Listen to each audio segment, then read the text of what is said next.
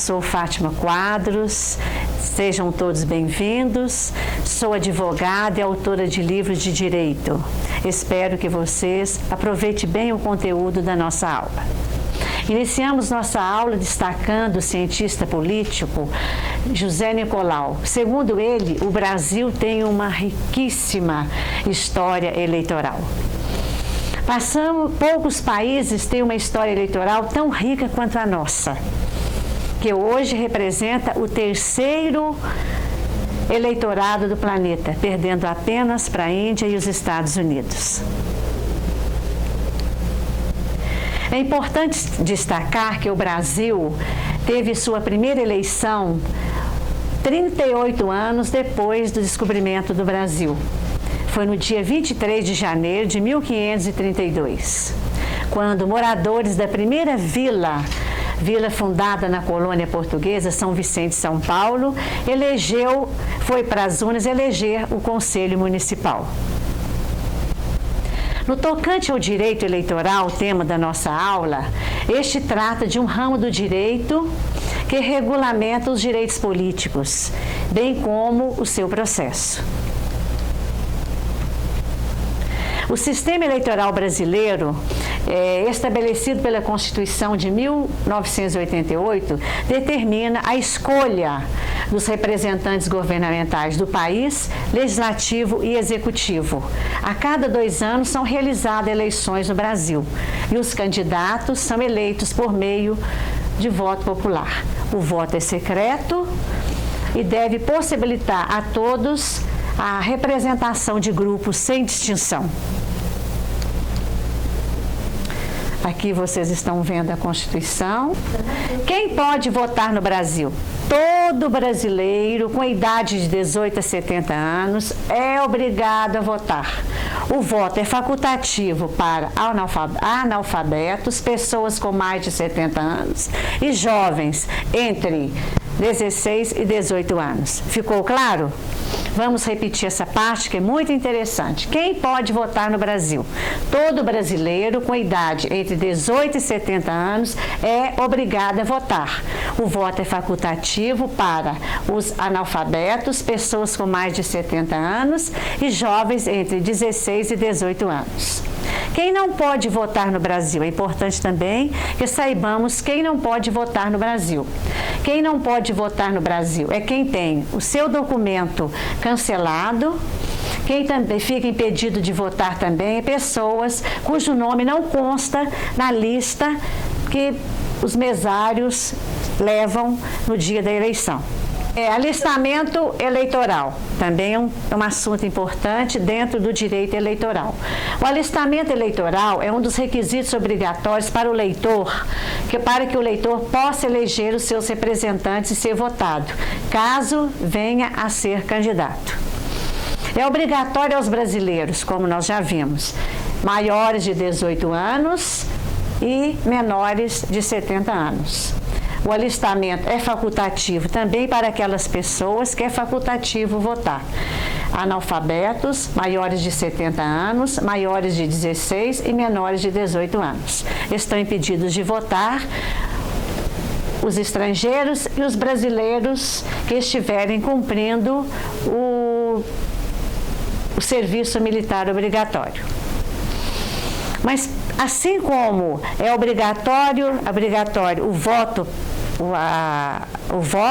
também existe uma idade mínima para o candidato ser eleito. Por exemplo, vejamos aqui, presidente, vice-presidente e senador precisa ter no mínimo 35 anos.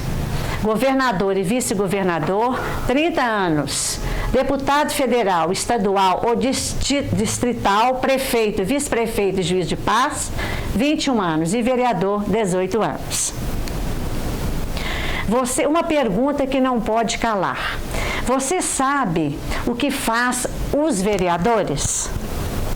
Você sabe o que faz os vereadores? O vereador, ele representa os eleitores de uma cidade e a Câmara Municipal a sede do Poder Legislativo da cidade. Entre as suas funções estão as de elaborar e aprovar leis que regem o município, e também é função do vereador acompanhar as ações do Legislativo, fiscalizar o uso do dinheiro público, bem como o prefeito, o vice-prefeito e os seus colegas vereadores. Vamos voltar. Por isso, o seu voto, o meu voto é tão importante. Então, vamos repetir comigo. Seu voto é importante, o meu voto é importante, o seu voto é importante, o meu voto é importante. E fica uma dica, já que o nosso voto é tão importante, para que sejamos um eleitor consciente. E o que é um eleitor consciente?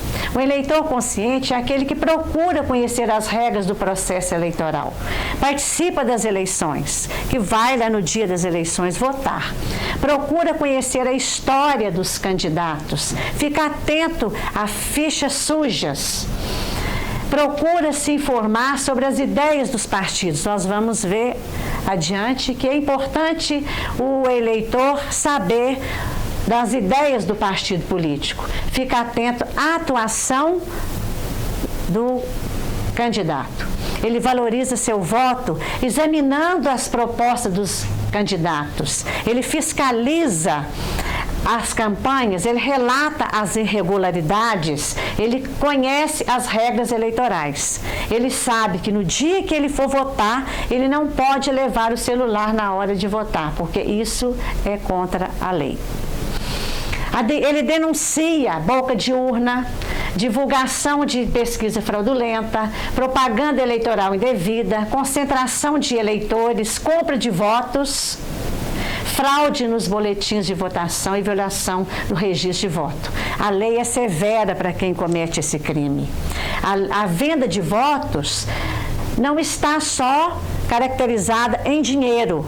A venda de voto também é caracterizada por cestas básicas, recebimento de cesta básica, material de construção, emprego, qualquer outro benefício que tenha troca de votos.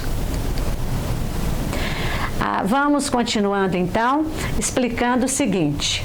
Se o eleitor não deseja, ele leu lá todo o projeto dos seus candidatos, partido dos seus candidatos, mas ele não interessou por nada, mesmo assim ele é obrigado a comparecer lá no dia das eleições.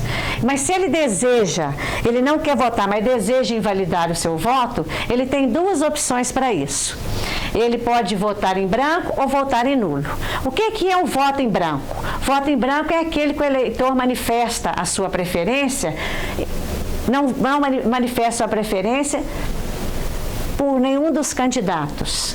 Com as urnas eletrônicas, basta ele posicionar branco e apertar a tecla confirma. O nulo, ele coloca um número inexistente, 00, 55. Então, segundo a Constituição Federal, a lei das eleições não contabiliza os votos nulos e brancos. Vale a pena. Memorize, por gentileza. A eleição não pode ser anulada se mais da metade dos eleitores votarem nulos. A anulação de uma eleição decorre de decisão judicial. Por abuso de poder político, econômico ou compra de votos. Urna eletrônica. E para não deixar dúvidas, segundo o TSE, mais de 30 países atualmente usam urnas com a tecnologia eletrônica para apuração de votos. Entre os países estão Canadá, Índia, Estados Unidos. O Brasil é o único país do mundo que abre o seu sistema de segurança eletrônica para auditoria.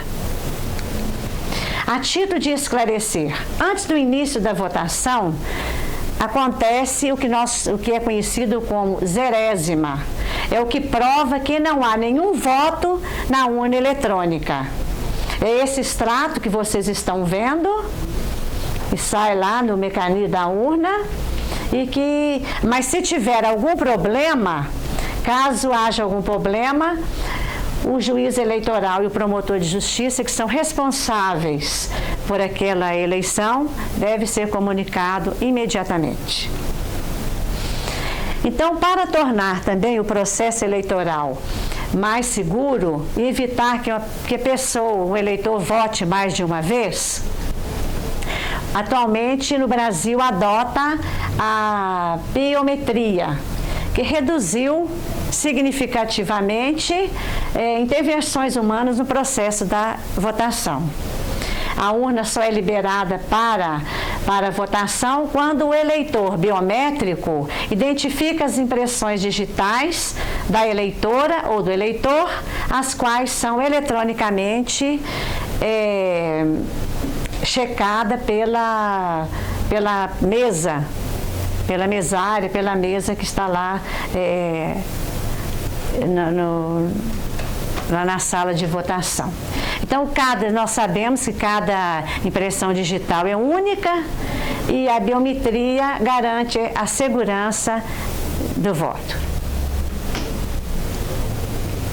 Mas nós já falamos do voto, mas agora nós vamos ver como são contabilizados os votos nas eleições brasileiras. No Brasil existe a majoritária e a proporcional. Eleição majoritária é aquela que elege o presidente, o governador, o prefeito e o senador. Aquele em que é eleito o que tem mais voto, o candidato mais votado. Existe a proporcional para deputado federal, deputado distrital e vereador. Eleição proporcional, então, é aquela que o partido que recebeu mais voto elege mais candidatos. Então, é preciso saber o total dos votos válidos, brancos e nulos não entra, para cada cargo e dividir este valor pelo total das vagas existentes. O resultado se chama coeficiente eleitoral. Vejamos aqui. Número de válidos dividido por número de vagas. Exemplo, 100 votos, 10 vagas, que é igual a 10 quociente eleitoral. Isso significa que, para eleger um candidato, um partido precisa ter recebido pelo menos 10 votos. Sim, um partido, sim, não o candidato. Isso nós chamamos popularmente de puxadores de voto. Eleitor informado. É muito importante, nós já vimos que o voto é muito importante, que o eleitor informado diga não aos fake news. Não compartilha as informações que não são verdadeiras. Ele dá atenção àquilo que não é verdade. Ele precisa sempre informar pelo respeito ao Estado democrático e o Estado de Direito. Pois bem, aprendemos que, entre outras coisas importantes, que vivemos numa democracia representativa, o que significa que o Brasil delega poderes de decisão a representantes. Por isso, nosso voto é tão importante.